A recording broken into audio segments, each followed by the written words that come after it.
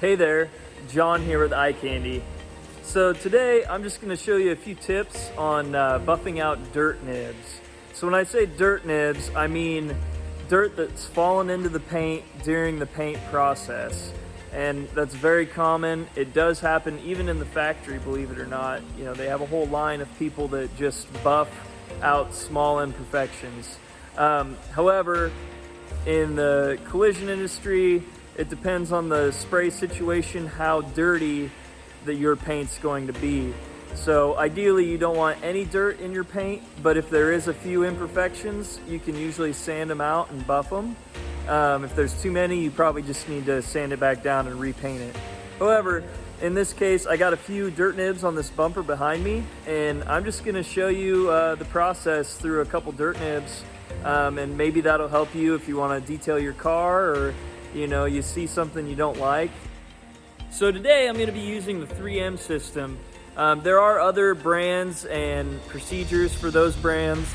However, this is going to be a 3-step process, and I'll just go through that as for 3M. So I don't use other products currently. Maybe in the future I'll switch to another one. I've heard there's other ones out there that are great, but this is what works for me. So that's how I'm gonna explain it, and yeah, without further ado, let's get into it. So here's an example of a couple dirt nibs. There's this one that's pretty big and protruding, and this one is just astronomically huge. So those are a couple of the main ones I'm gonna take out. There's also a couple other little ones here and there. So here is just kind of a range of tools that's gonna go through the whole process. So first, I really like this Festool nibbing tool. It also works for runs. I'll show you briefly on that, and I will try to link that in the description. But first, it cuts away the top of the dirt nib or run or whatever you may have. The next portion is very important to use a block. Use the appropriate block for the contour of the panel. I like to use just a small piece of this block. I used to have a small one, but for small nibs. But anyways, that's what I use. And then I start with 1500. It's important not to go too high too quick, because if you start out with 2000 or 2500, it will likely just round over the dirt nib instead of cutting it flat. So that's also why we start with the Festool. That will help shave it down flat before you go sanding. And then you'll start with your 1500. And I like to do that dry now. You can do it wet. If you do it wet, the paper will last longer.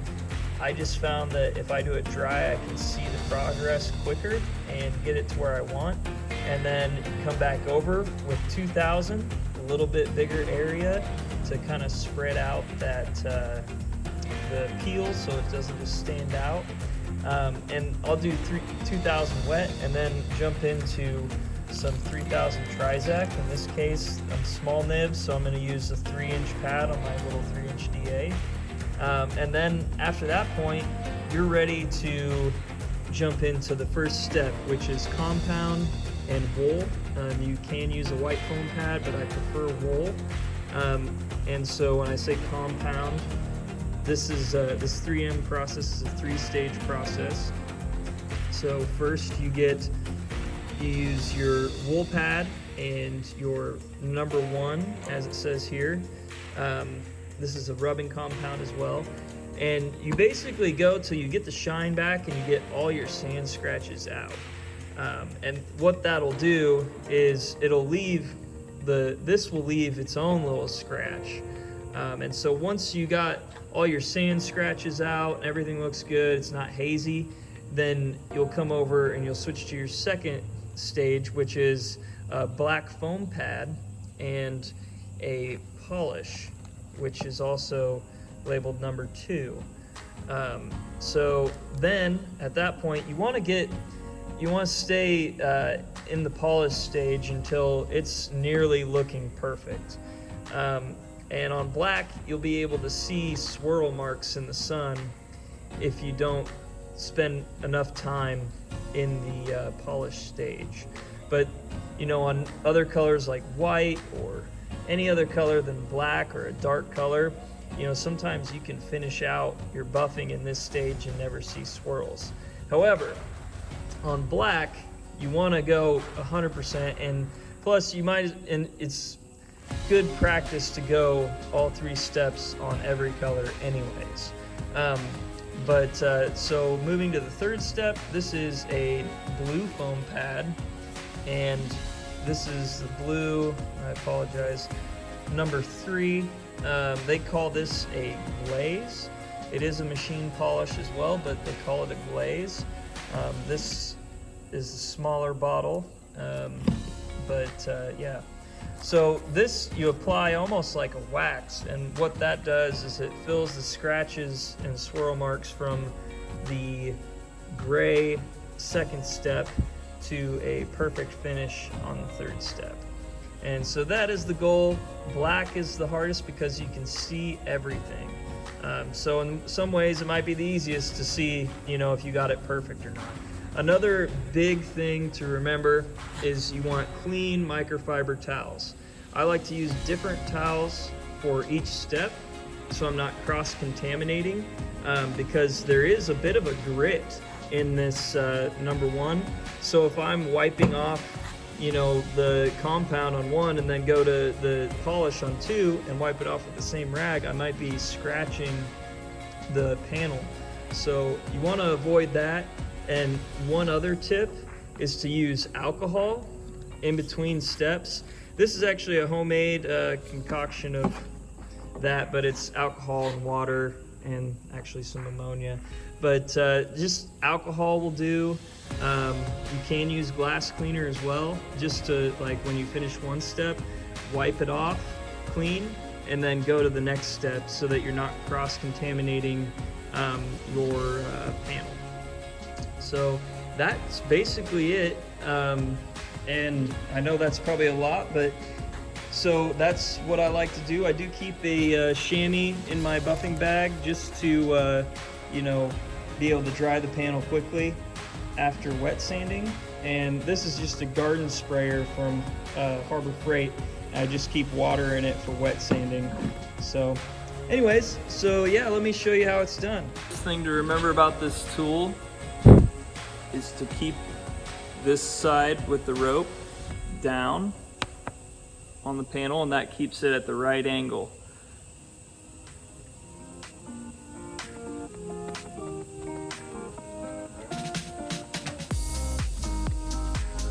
So we're just gonna go gently here.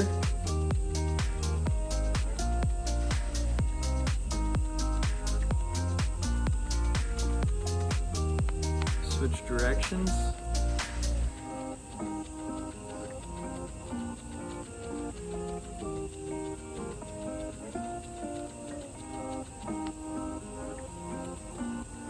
Next step, I'm going to go with the 1500.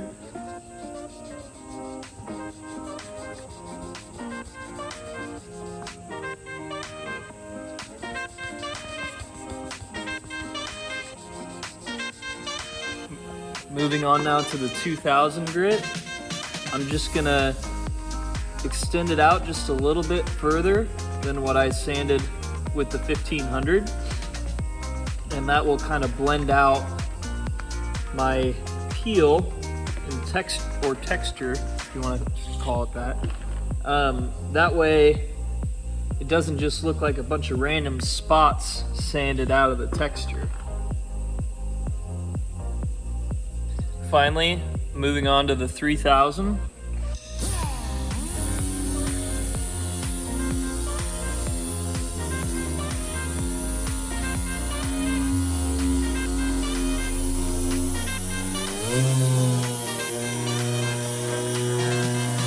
You're really looking for those bubbles. That's when you have the optimum amount of water, RPM, light pressure. All right, so I've put the compound on the panel where I have it sanded, and now I'm going to go ahead and start buffing the the panel, I want to make sure that the rotation of the buffer is always going off the panel. If I turn it and let the rotation hit on the edge, it will get really hot and likely burn through.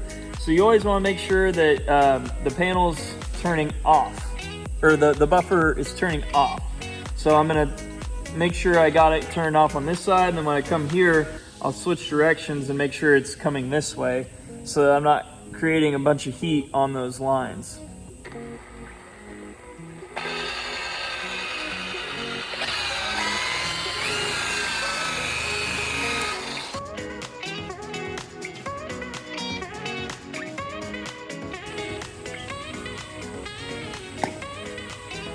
So on this step, we're gonna go ahead and speed the buffer up a little bit.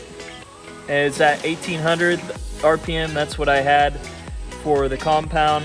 I'm gonna go ahead and bump it up to 2200 and a little lighter pressure. And yeah.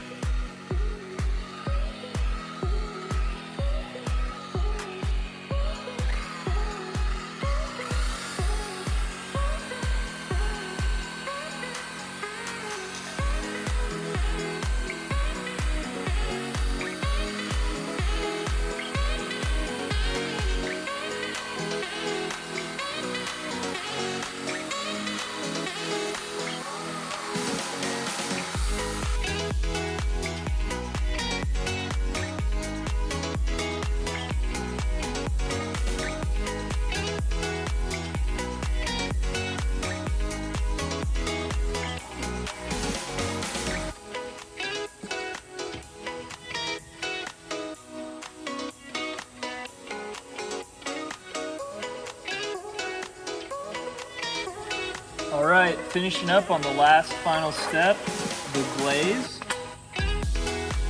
And this one we're gonna run just even a little higher speed. And we're just gonna basically apply this on like a wax. You don't have to stay on it. Very light pressure. Yeah, we'll take care of the rest of those swirls.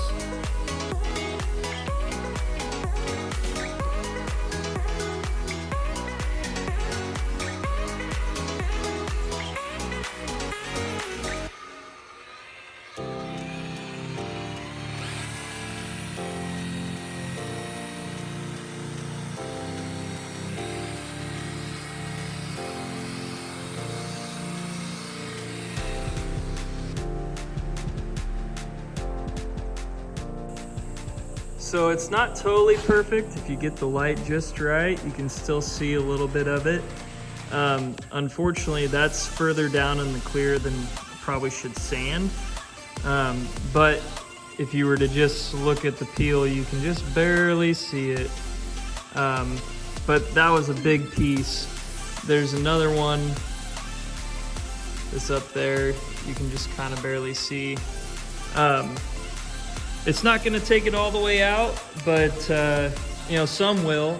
Some you can completely bury, but if it's a big enough piece, it's gonna be in there. But you can make it look better, and no one will ever know unless they're really inspecting it deeply. Unfortunately, there's not enough time for me to go into all the ins and outs of buffing and sanding and what you can do in certain situations. A lot of that's just learned firsthand by trial and error. So we learn by our mistakes, so I urge you to get out there and try it and just see what happens. You know, if you have any questions or would like any further advice on this, just hit me up in the comments. I'm happy to share whatever I've learned and what works for me. So thank you again for all your support, and I'll catch you on the next one.